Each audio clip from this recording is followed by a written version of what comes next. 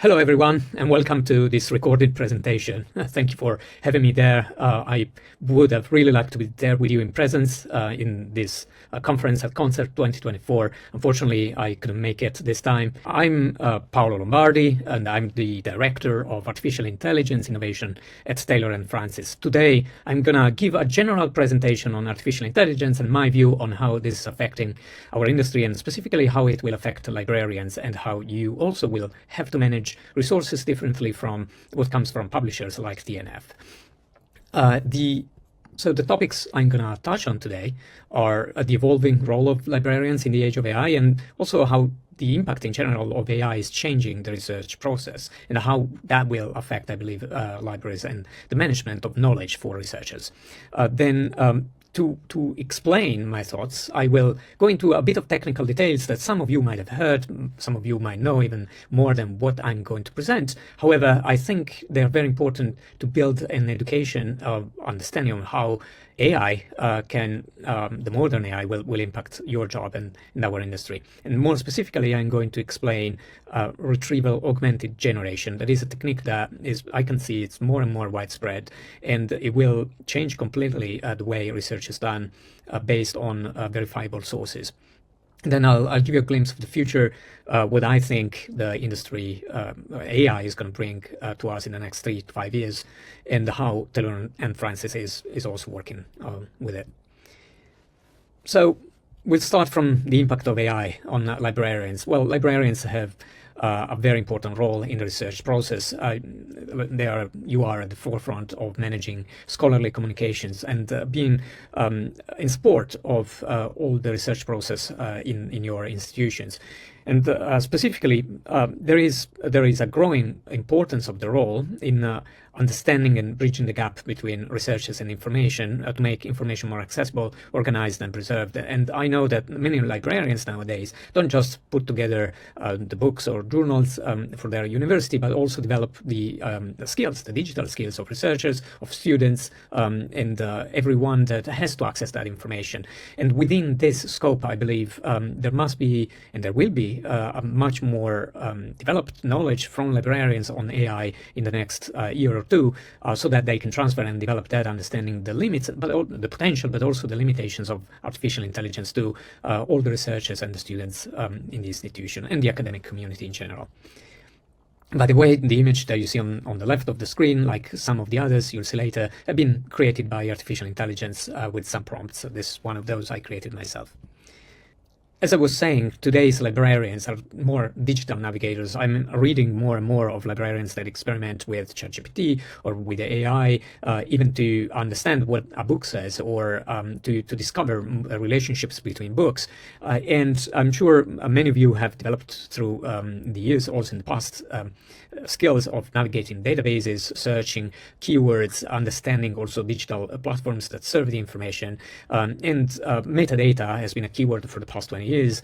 That is data that describe the content of books and journals and all other academic publications, and they allow for complex searches that bring up the relevant content that the researchers need.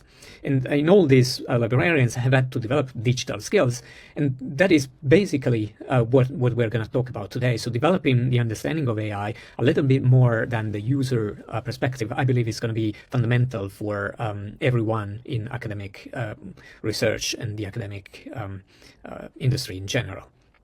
And embracing artificial intelligence tools will be a must. It is today, it will be even more so in 1 year or 3 years, because artificial intelligence is making access to content much easier and much quicker than it used to be. We're seeing how chatbots that can interact with very natural language now, and they can source information from all over the web, but also, as we will see, from very specific databases. They can explain concepts, they can answer questions, and the way people are interacting now with academic content is completely different with respect to what it was 2 years ago. It will evolve even more with better interfaces that include video and images and include voice control and voice interaction. And this is changing all the process of research as well. Search, as we will see in the later slides, is becoming much more complex. Currently, you know, a lot of researchers, they follow this process. They start with looking at books and articles by search with keywords or by author name, because they know the name of a professor or a researcher that is particularly well known in their field, or they go to journal issues that are high impact factor in their discipline, and they look at all the articles in the new issues to understand the trends. Over this mass of information, they screen what they want to read, and they do it currently with abstracts or summaries for books. They go through those 10, 12 lines of description and decide whether they want to read more or not of the article. Of course, they skim also the body of the article sometimes, and they stop at diagrams or images to understand what that is about. When they have decided that they want to read that book or article, then they invest time in reading line by line, full body.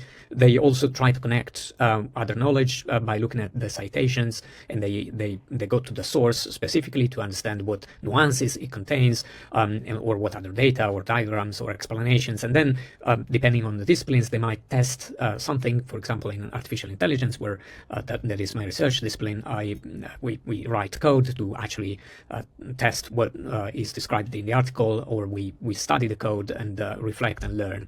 And finally, researchers then collect all the ideas that they found, they add their own research and contribution, and then they summarize. And in the literature review at the beginning of their article or their book, they typically summarize all the sources that they studied, and they comment and make distinctions or groupings or clusters. And everything currently is done by hand. This is the basic process of research.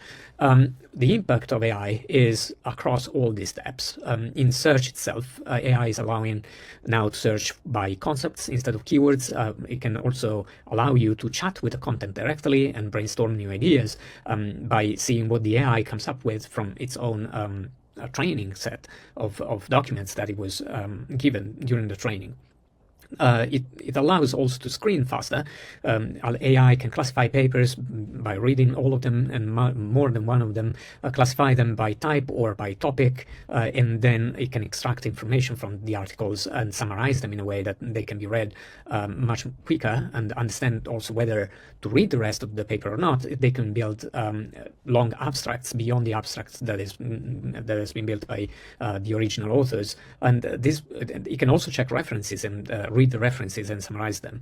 And also in the understanding step, it can explain graphs, images, formulas, and can connect to related books and articles. And finally, it makes the academic content much more accessible, allowing for translations in different languages, alternative text for images, or text to voice to directly read the content. And in the summarize and publish step, when researchers make the literature review, they can act as writing assistant. AI can help cluster again and the related sources, and so spare a lot of time there as well, and make the communication more efficient by also creating some summaries, plain language summaries, as used mainly in medicine and pharmaceutical research, but also across other disciplines. Overall, AI is making the research process much more efficient than it was up to a couple of years ago, and it's making it faster. So researchers gain time. They're highly incentivized to use AI, because then they can free more brain energy to do other tasks or additional research. So this is happening, and it can't be stopped. We're never going back.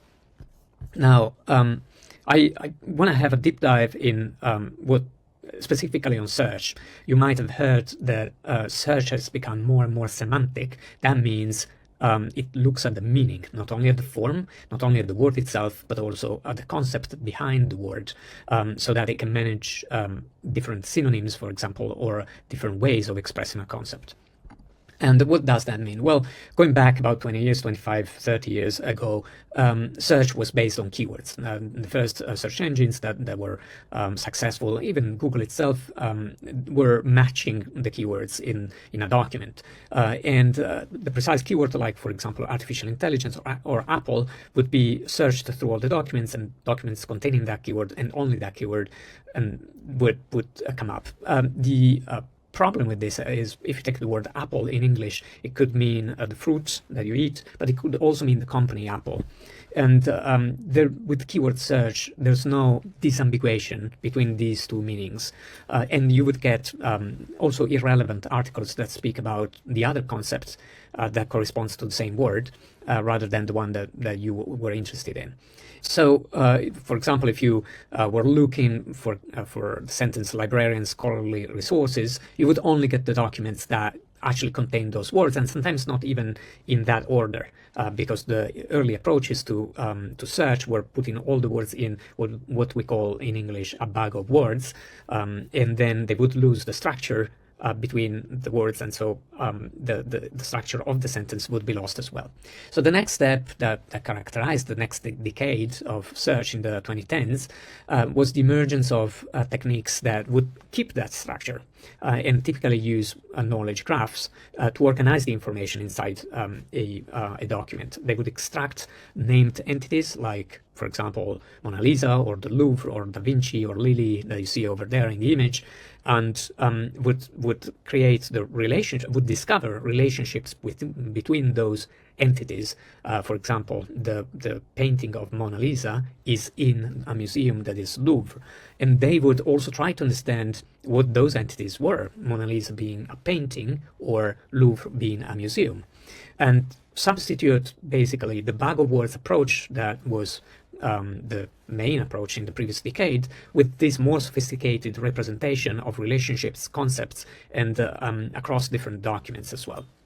So in this case, if you searched for librarians, then a search engine would understand that you were searching for people, and then would also connect those people to the typical activities they were doing or the places where they were working, and it would give you results not only about librarians, but also about libraries or about the job of being a librarian and so on. The big novelty now is that in about, I think, 2013 or 2014, we started understanding that we could transform words into mathematical objects that represented their meaning. In the past, up to the 2010s, the late 2000s and the mid-2010s, meanings were represented explicitly in a way that I showed you before in the image in the graph. So you would say a librarian is a person, and person would be a metadata tag that would represent the librarian. But these were still explicit words. It was an approach that was highly language dependent, and all these descriptions of the world, meaning that a word may contain people, persons, or it may contain museums, or it may contain institutions. So the ontology, the description of the world, was made by hand by ontology experts. Today, 10 years forward, we don't do search and we don't represent concepts that way anymore, because we're leveraging the new approach to artificial intelligence, deep neural networks, and large language models to create an abstraction of the concept, like as a series of numbers, as you will see in the following slides, that capture the context around the concepts and really place the concept in a space of meaning. We will see that soon. So what deep learning is allowing us to search now is not keywords or relationships between keywords, but the concept per se. It can reply to questions about librarians by understanding the question itself and not only the keywords. We'll see how in a moment. This is what happens in reality. You might have heard the keyword embedding. What we do today is we transform every word into a number, or actually a series of numbers, a vector. And what happens is what you see on this slide. This is the most basic way of representing words. You take all the words in the documents and you represent them as a series of ones and zeros, so that each word has a 1 in one position of a vector and 0 elsewhere. So at the beginning would be 1, 0, 0, 0, 0. King would be 0, 1, 0, 0, 0, and then so on. This is called a one-hot encoding. It's a way of representing words with vectors. The sophistication is that now we use large language models to find a better representation of the number of words. Instead of having 1 and zeros everywhere else where they appear, we use numbers that go from -1 to 1 typically, but it can be from 0 to 1, any range with complex numbers, meaning real numbers, so that concepts that are related to each other, they share, for example, one dimension. In this case, if you imagine the second row representing whether you are a man or a woman, and that giving a low value to that, and the second row probably representing nobility, but having with a low value you would be a man and a high value you would be a woman or something like that. You can represent with less, for example, first of all, less dimensions, the same similar concepts, but especially you can put them together and make them look more similar to a computer that then reads these numbers and works on these numbers. So as you can see in this other image, actually the real embeddings, encodings of these words are much more complex than just sequences of zeros and 1. We use all the spectrum of real numbers from -1 to 1 typically to represent the words, and they are at some point really this sequence of numbers, no one really understands why they get to that number, to that sequence specifically, because we train the models in a way that this representation is made efficient. And why? So this is what you get at the end, this representation on a plane that only has 2 dimensions, but you must imagine if you use 3 numbers, it would be 3-dimensional. Since we use like 1000 numbers or 300 numbers and so on, the vector dimension projects these words into a space of meaning that is much bigger and much more complex. But what you see at the end are these clouds where meanings of the same, words carrying the same meaning are close to each other, and words with very different meanings are separate. And the magic of what we're doing today is that we train these models to put a king and a man near each other and queen and woman near each other, but also at a distance from each other, so that we can apply mathematical operations to the point that if you do king minus man, you can obtain queen or stuff like that.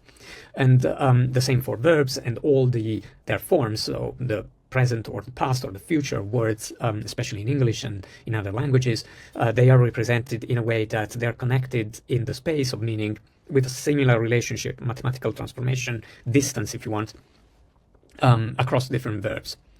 And what you see here is again the same image. What you end up with is these cloud points that are typically, I mean, again, like not 2 dimensions, but we get to today well over 4096 numbers actually.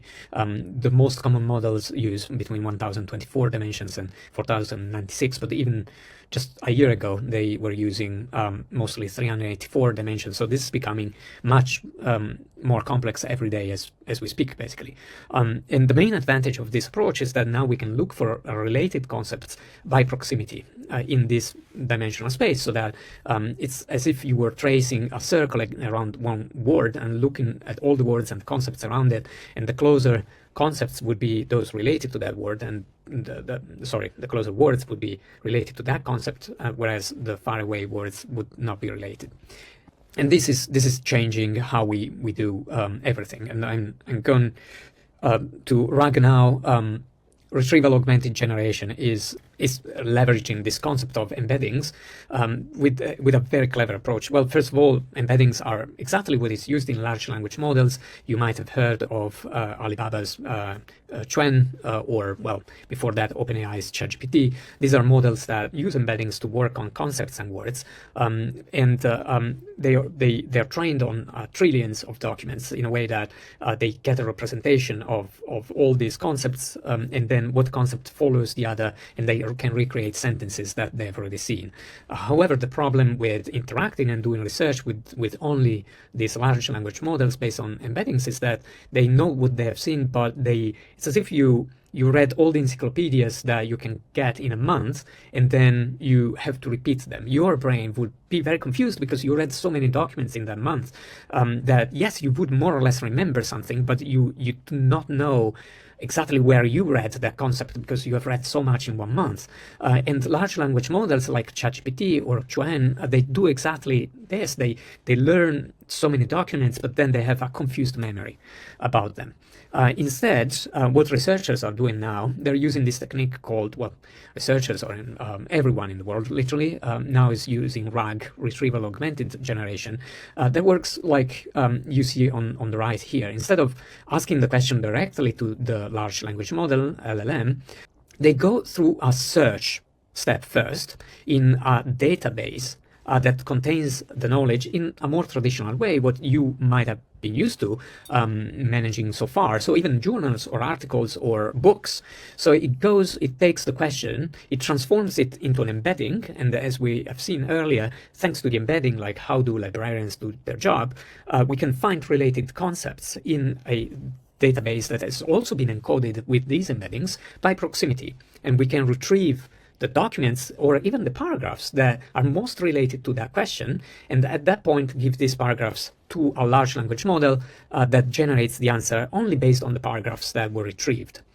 This has a lot of advantages. First of all, as you can understand, we can leverage knowledge that has been explicitly made available to the large language model by these databases. And this knowledge can have been verified, and when you go and retrieve it from academic sources that have been peer-reviewed, it is very highly valuable knowledge. And it can go into a selected set only of sources, and then it gives the large language model the opportunity to really transform only that information that has been retrieved and nothing else, not the confusion that it has in its mind because it's read so many documents, but just only the knowledge that comes from the selected documents that were triggered by the search. The key here is that pile of databases that librarians, like everyone else, including institutions, researchers, have curated or can curate going forward. So RAG is really the collaborative interaction of knowledge bases and large language models, and it brings together the best of the two worlds. On one side, you can have knowledge sources that are curated. It can be Taylor and Francis publications or other publishers' publications, but it can be also internal research reports that haven't been published, but they're internal to the institution or to the company. It could be news as well. It could be other curated data sets like patients' data, for example, or things that are not public but are fundamental for the research. Or it could be third-party resources, even sensors that come out in live stream from the outside world, from nature, for dynamic research over like ecological research, for example, and so on. And these sources provide validated knowledge or real knowledge, validated knowledge when it's academic sources through the peer review system. They're up to date. For example, they can be new journal articles, or even as I exemplified a minute ago, it could be live stream of sensor data. They are typically verifiable because they are in a knowledge base, so they come with all the metadata that you're accustomed to, like author name and publication date and where they were published. And because they're extracted by search and they come with the metadata, they also keep the attribution. So the large language model that uses this RAG system can correctly quote where the information comes from, and it can also they can also help the LLM avoid what we call hallucinations, because it doesn't remember, like we wouldn't either. It doesn't remember very well what it has read in that month time that it was trained. It sometimes invents information that actually does not exist. It's not real. But by instead giving them access basically to a library, if you want, and the opportunity to read the book or read the article before giving the answer, just before giving the answer, that allows the LLM to avoid inventing things and just stick to the facts. On the other side, the LLM is great for all the things that you will have tried with the available models like ChatGPT and the others. It's great because it provides human-like interaction, context awareness, and it can integrate information across different pieces, paragraphs coming from different articles or books, and summarize the information in a way that it can be consumed much quicker. And it also has the ability to reason on that information, extract additional information, connect it to other things, and help you brainstorm. So by putting these two things together, knowledge sources and LLMs into a RAG architecture, a RAG, retrieval augmented generation kind of system, we can put together we can leverage both the pros of both systems at the same time. And yeah, the way these systems are used, the user creates a question, the LLM understands the question and understands what search it should do. Then it does a traditional database search, and it recovers pieces, paragraphs, as I said, from books or journals or snippets, what we call snippets, and then it creates an answer based only on those snippets, and it can even relate what kind of sources it used to create the answer. So the advantages of RAG is that it does not require expensive AI training because you can use the databases that exist. It preserves attribution, which is really important in academic practices. The citations and the quotations should be precise to maintain academic integrity. It allows for easy addition of removal of sources because, and especially if you think of retractions of articles or expired subscriptions, but also second editions or third editions of books, that can be replaced in the database without having to train deep learning large language models again, which is a very expensive process. And so it is relatively easy and cheap to implement, to the point that, to my knowledge, basically all corporations are implementing one at the moment, and also small companies are, and new startups are leveraging this technique very well. And the other interesting thing is that because you can curate the knowledge sources that the artificial intelligence agent uses, then you can target each AI agent based on RAG to a specific audience that can be even like at a department level, or it can be educational for students that is different from researchers, and even students of different grades and different levels within the same institution or school.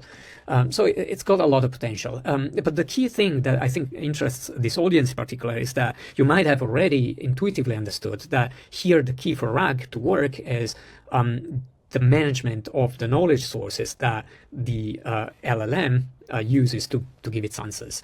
And it will become, I believe, increasingly important to select and include the right knowledge sources behind these systems. If you give an LLM the wrong sources, or sources that are too general, too generic for the LLM, then the answers would also be wrong or generic, not what the researcher or the student need. So selecting the right sources would improve the precision and the accuracy of these systems. It would also cater to the right need of those researchers or that research group that the agent is serving.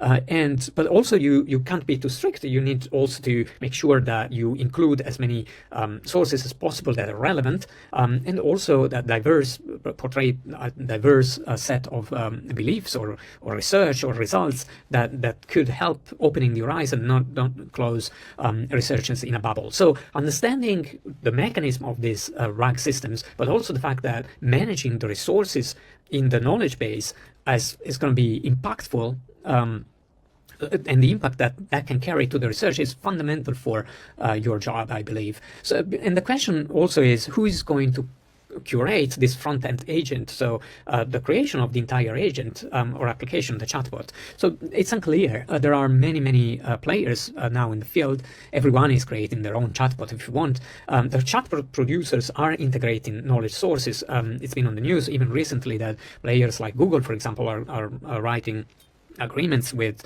news producers like Thomson Reuters, or publishers or databases to include these resources in the LLM. And OpenAI as well has closed partnerships with big news agents like the Financial Times to train their LLMs. So it could be that LLMs get more and more knowledgeable by reading more and more of these highly valued sources. But at the same time, hallucinations only with the LLM are kind of inevitable. They come with the technology and the way it works. So it could be that there are bibliometric providers like Clarivate and Web of Science that create agents that are based only on some knowledge bases. And we have seen recently an example because Clarivate has announced for the second time, after retracting it for some time, an AI assistant that helps researchers navigate all the articles that are on Web of Science. And the same is happening with Scopus AI. So it could be publishers that offer this ability of chatting and creating a question-answer relationship or interaction, with the content, with the academic content. It could be institutions like universities making their own chatbot or distribution platforms or startups. But my question is, could it be libraries? And I think, yes, I think this is happening already in the world, even though I didn't find an example for this talk specifically, but I'm sure this is happening. Libraries have curated the knowledge for readers and researchers for centuries. So I do believe this is going to be a trend that we will see in the near future. And this is going to be very interesting because it would then also create more interaction with users and a new player that could play a different role because it looks at knowledge and knowledge distribution in a very different way than all the players above. I'm going to the conclusion. What is going to happen in the future? Well, I believe research is going to be automated, and I believe that's going to happen really soon.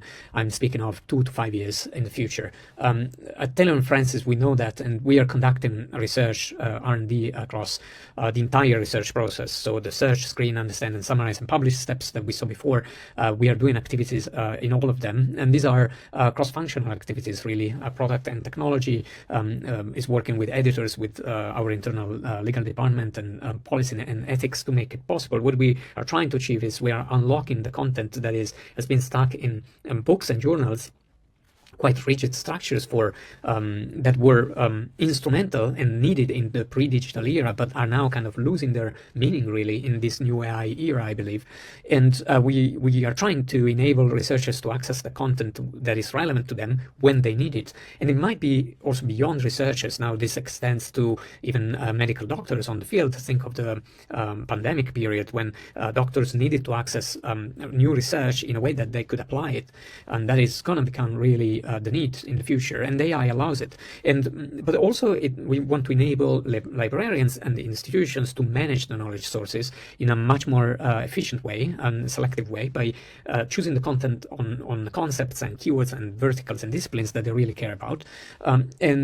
We also are working towards enabling AI applications. AI already has used probably open access content that is available online to train, but we want to enable AI producers, but everyone that works with AI to do it in a respectful way so that it respects the author's rights. And I believe that that's a fundamental role of publishers. In the past it's been, and it will be the same role in the future.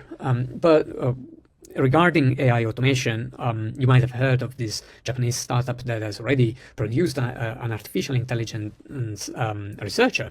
This is an AI that generates novel ideas, reads a lot of articles and books, identifies where research needs to go next, what are the next open questions, and then generates novel ideas about those open questions and even tests them in artificial intelligence. That can be done easily because everything happens within a computer, so it actually writes code to test their novel the novel ideas and executes the code, collects the data, analyzes the data and the results, and then starts even writing an article and does its own peer review by simulating different points of view of different possible reviewers, and then it creates the article in a way that can be published.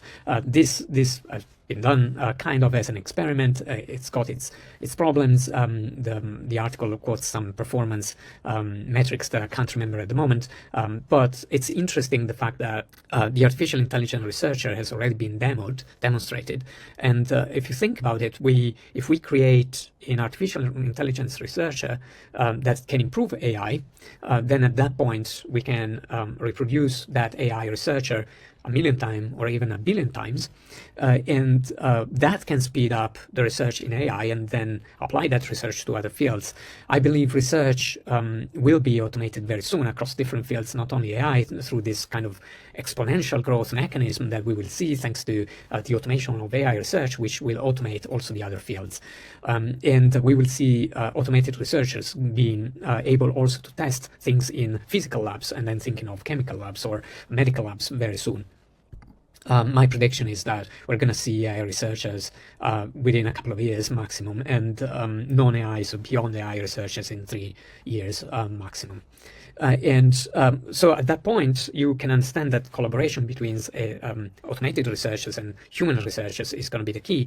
And the curation of the knowledge base that these researchers use, either side, is going to be incredibly important, to the point that researchers and librarians will curate a lot more the knowledge sources that they use. And publishers as well, I believe, are going to play an incredible role here in orchestrating all the peer review system and the verification system of the factuality and integrity of these academic publications that then create the next wave of research. Obviously, if you base your research on false information or hallucinations, you can get to wrong conclusions, and then integrity and verifiability and accuracy of research is going to become even more and more important as the automation research will be there. And also collaboration is going to be fundamental between these two worlds. So interfaces of AI that can talk to humans and get directions from humans will be at the forefront of novelty in the next 2 to 3 years, I believe. With these thoughts, I thank you for bearing with me for this long time. I hope you learned something new today, and I really hope that you will. This started some new ideas about digital skills that you want to develop yourself, or even have developed in your audience of students and researchers. Thank you for your attention. Thank you again for the invitation, and have a good continuation of the conference.